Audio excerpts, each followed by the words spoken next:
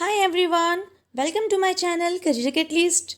In the previous video we have discussed what is heat transfer and the mode of conduction. And today we will learn about convection of heat and radiation of heat. अगर आपने अभी तक conduction of heat वाली video नहीं देखी है तो link description box में प्रोवाइडेड है, आप देख सकते हैं। और अगर आपने हमारे चैनल को अभी तक सब्सक्राइब नहीं किया है तो प्लीज़ चैनल को सब्सक्राइब करें एंड बेल आइकन को प्रेस करें for the notification of the more videos. Let's start with the convection of heat. Conduction of heat में आपने देखा था यहाँ पर किसी मटेरियल की ज़रूरत होती है हीट ट्रांसफ़र होने के लिए, जैसे कि आपने देखा था यहाँ पर हैंडल की तरफ हीट मूव करती है। बट कन्वेक्शन ऑफ हीट में क्या होता है, यहाँ पर भी किसी मटेरियल की ज़रूरत होती है, बट कन्वेक्शन ऑफ हीट हमेशा फ्लो होगा एयर में एंड वाटर में। हीट हमेशा ट्रांसफ़र होगी वन प्लेस से अनदर प्लेस में by the flow of air and water. जैसे कि एग्जाम्पल है बॉइलिंग वाटर। जब आपने देखा आप वाटर को बॉईल करते हो तो यहाँ पर मॉलिक्यूल्स वार्म हो जाते हैं और वो मॉलिक्यूल्स क्या हो जाते हैं, लेस डेंस हो जाएंगे, जिसकी वजह से वो राइज अप हो जाते हैं और वो ऊपर की तरफ मूव करना स्टार्ट होते हैं, मीन्स अपवर्ड डायरेक्शन में मूव करते हैं। और कूल मॉलिक्यूल्स लोअर डायरेक्शन में मीन्स बॉटम में सेटल हो जाते हैं। तो इस प्रोसेस को हम बोलते हैं कन्वेक्शन ऑफ हीट। तो आप वाटर को यहाँ से देखेंगे तो वो आपको वार्म फील होगा, बट इस साइड से आपको कूल फील होगा। तो इस प्रोसेस को हम बोलेंगे कन्वेक्शन ऑफ हीट, जहाँ पर हायर टेम्परेचर से लोअर टेम्परेचर की तरफ मूव करते हैं ओनली वाटर या फिर एयर पार्टिकल्स।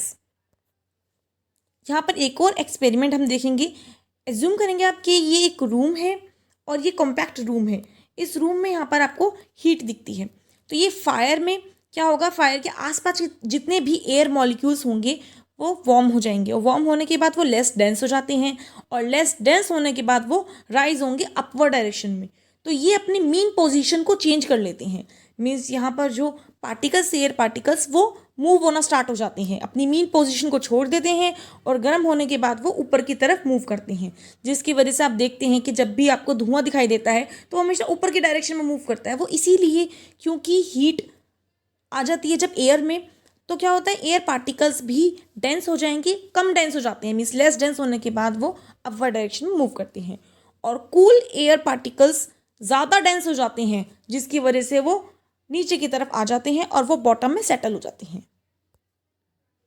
आप यहाँ देख सकते हैं कन्वेक्शन ऑफ हीट में इसके आसपास, फायर के आसपास की हीट थी वो हॉट हो जाती है, हॉट होने के बाद वो लेस डेंस हो जाती है और ऊपर की तरफ मूव करती है और कूल एयर ऊपर से नीचे की तरफ आके लोअर पोजीशन में यहाँ पर सेटल हो जाती है। अब आपने हमेशा एक्सपीरियंस किया होगा समर सीजन में कन्वेक्शन ऑफ हीट को, क्योंकि जब आपको हॉट एयर फील होती है, आप बाहर जाते हैं, घर से बाहर जाते हैं तो आपको हॉट एयर फील होती है। ऐसा इसीलिए होता है क्योंकि यहाँ पर भी कन्वेक्शन ऑफ हीट होता है और एयर पार्टिकल्स हीट होने के बाद वो ऊपर की साइड मूव करते हैं अपवर्ड डायरेक्शन में।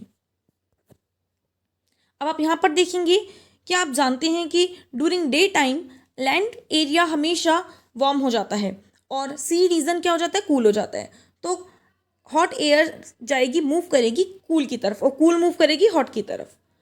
तो ये भी एक प्रोसेस है कन्वेक्शन ऑफ हीट का। और ड्यूरिंग द नाइट, नाइट में क्या होता है, जो लैंड एरिया है वो हो जाता है कूल और सी रीजन हो जाता है वार्म, और यहाँ पर भी वार्म से कूल की तरफ मूव करेगी एयर और यहाँ से कूल से वार्म की तरफ। तो ये भी एक प्रोसेस है कन्वेक्शन ऑफ हीट का। Land and sea breeze occur due to convection, means ये एक एग्जाम्पल था कन्वेक्शन ऑफ हीट का।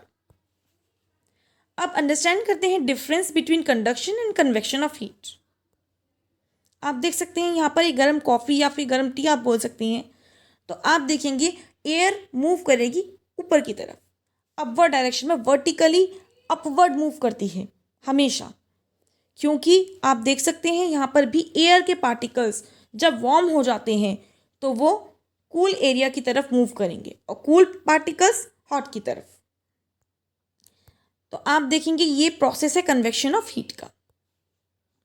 आप देख सकते हैं यहाँ पर मॉलिक्यूल्स का मोशन होता है हीट ट्रांसफर में, कन्वेक्शन में, मीन्स यहाँ पर जो मॉलिक्यूल्स थे जब वो हीट हो जाते हैं तो वो क्या हो जाएंगे, हॉट एयर वाले, हॉट वाटर वाले लेस डेंस हो जाएंगे, जिसकी वजह से वो ऊपर की तरफ मूव करेंगे, और कूल वाले मोर डेंस हो जाएंगे, वो नीचे की तरफ मूव करेंगे। तो इस प्रोसेस को आप बोल सकते हैं कन्वेक्शन ऑफ हीट। कन्वेक्शन हमेशा पॉसिबल होगा सिर्फ फ्लूइड में, मीन्स या फिर एयर में या फिर वाटर में, ये किसी भी मटेरियल में मूव नहीं होगा। अब आपने देखा है कि मॉलिक्यूल्स हाई टेम्परेचर से, हाई टेम्परेचर में क्या हो जाएंगे, लेस डेंस हो जाती हैं, मीन्स एयर पार्टिकल हो या फिर वाटर के मॉलिक्यूल्स होंगे वो क्या हो जाते हैं, हाई टेम्परेचर होगा तो वो कम डेंस हो जाते हैं, जिसकी वजह से वो मूव करेंगे वर्टिकली अपवर्ड डायरेक्शन में। और जिनका टेम्परेचर कम होगा वो ज़्यादा डेंस हो जाते हैं और वो मूव करेंगे लोअर डायरेक्शन में। देख सकते हैं आप। अब हम पढ़ते हैं रेडिएशन क्या होता है। हीट ट्रांसफ़र होती है रेडिएशन के थ्रू, ये third mode of heat transfer है। इसका एग्जाम्पल है सन। सन में आपने देखा होगा कि सन हीट एनर्जी को रेडिएशन करता है, मीन्स रेडिएट करता है, ये वेव्स या फिर आप कहेंगे रेज के थ्रू हर जगह ट्रांसफ़र होती है हीट। आप कहीं भी हो, अर्थ में आप कहीं पर भी हो, किसी भी डायरेक्शन में बैठे हो, किसी भी एरिया में, किसी भी रीजन में होते हैं, आपको हर जगह आपको हीट फील होती है सन की, क्योंकि सन का डिस्टेंस भी काफ़ी दूर होता है अर्थ से, उसके बाद भी वो इमिट करते हैं रेडिएशन रेज की फॉर्म में या फिर वेव्स की फॉर्म में। और क्या होता है, ये हर डायरेक्शन में जाता है और स्ट्रेट पाथवे में, स्ट्रेट लाइन में ये जाएगा और हर डायरेक्शन में हीट को ट्रांसफ़र करेगा, जिसे हम बोलते हैं रेडिएशन। और यहाँ पर एक ही सोर्स होता है जो ट्रांसफ़र करता है हीट को। अब आप देख सकते हैं यहाँ पर भी रेडिएशन हो रहा है, सन रेडिएट कर रहा है अर्थ को। ये बॉनफायर का एग्जाम्पल भी रेडिएशन का है, क्योंकि यहाँ पर एक ही सोर्स है और उस सोर्स से हर डायरेक्शन में आपको हीट फील होती है। आप चाहे किसी भी पोजीशन में बैठे हों, उसके आसपास, आप इधर हो, यहाँ पर हो, यहाँ पर, हर जगह आपको हीट ट्रांसफ़र फील होगी। और ऐसा क्यों होता है, क्योंकि यहाँ पर जो पार्टिकल्स होंगे वो रेज की फॉर्म में ट्रांसफ़र होते हैं, रेज या फिर वेव्स की फॉर्म में, और हर डायरेक्शन में जाएंगे स्ट्रेट पाथ के फॉर्म में, हर डायरेक्शन में मूव होते हैं, जिसे हम बोलते हैं radiation. The energy radiated by electromagnetic waves is called radiant energy. Electromagnetic wave के थ्रू वो क्या करते हैं, रेडिएंट करते हैं एनर्जी को।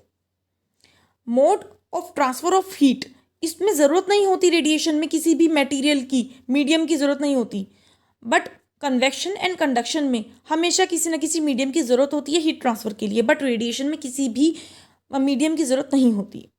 और ये प्रोसेस ज़्यादा फास्ट होता है रेडिएशन का देन कन्वेक्शन एंड कंडक्शन।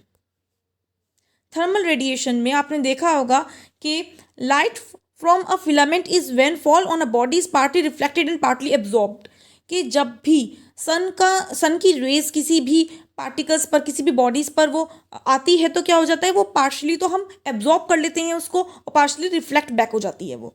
तो यहाँ पर रिफ्लेक्शन एंड रिफ्रैक्शन दोनों ही प्रोसेस आते हैं रेडिएशन में। अब आपने देखा है कि समर सीजन में जब भी आप ब्लैक कलर के क्लॉथ्स को वेयर करते हैं तो आपको ज़्यादा हीट फील होती है।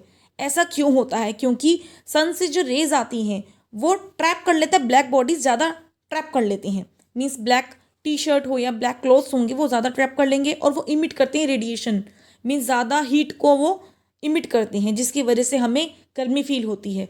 और लाइट कलर के क्लॉथ्स की बात करें तो वो इंसुलेटर का काम करते हैं, वो ज़्यादा हीट को ट्रैप नहीं कर सकते, जो सन से हीट आती है उसको ट्रैप नहीं कर पाते इतना, और वो इमिट भी इतना नहीं करेंगे रेडिएशन, जिसकी वजह से हमें लाइट कलर के कपड़े पहनने पर कूल फील होता है एंड डार्क कलर के, जैसे ब्लैक कलर के क्लॉथ्स को वेयर करने के बाद हमें ज़्यादा गर्मी लगती है। तो इंसुलेटर क्या होगा, लाइट कलर के क्लॉथ्स होंगे। रिवीजन करते हैं कन्वेक्शन, कंडक्शन एंड रेडिएशन के बारे में। कन्वेक्शन हमने पढ़ा ये सिर्फ लिक्विड में होता है एंड गैसेज में होगा।